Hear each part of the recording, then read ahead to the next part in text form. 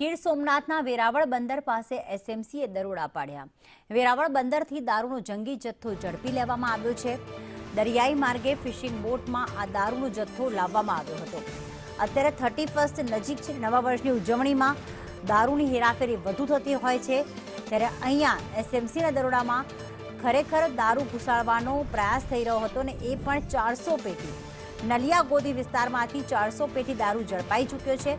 80 લાખનો મુદ્દામાલ જપ્ત કરાયો અને સાથે 6 લોકોની પણ અટકાયત કરી લેવામાં આવી છે। દમણથી સોમનાથ દરિયાઈ માર્ગે દારૂ લવાયો હતો।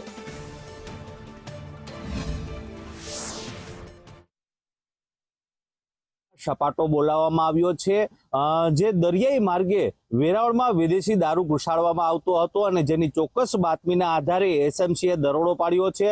આપ જોઈ શકો છો, આ રામસાગર નામની જે ફિશિંગ બોટ છે, દમણથી કહેવાય છે, જે પ્રાથમિક વિગત મુજબ દમણથી વિદેશી દારૂનો જથ્થો વેરાવળમાં લાવવામાં આવતો હતો। આ ફિશિંગ બોટમાં આપ જોઈ શકો છો, આ જે માછલીઓને સ્ટોરેજ કરવા માટેનું જે ખાનું છે, જે સ્ટોરેજ કહી શકાય છે, આમાં માછલીઓની જગ્યાએ વિદેશી દારૂનો જંગી જથ્થો અંદાજે 400 પેટીથી વધુ જંગી દારૂનો જથ્થો સંતાડીને લાવવામાં આવી રહ્યો હતો।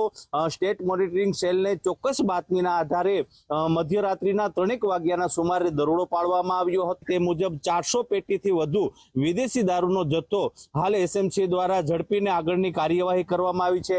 બીજી તરફ કહી શકાય તો ખૂબ જ ગંભીર સમુદ્રી સુરક્ષા સામે મોટા સવાલો સર્જાયા છે। રાકેશ આહિર, સંદેશ ન્યૂઝ, ગીર સોમનાથ।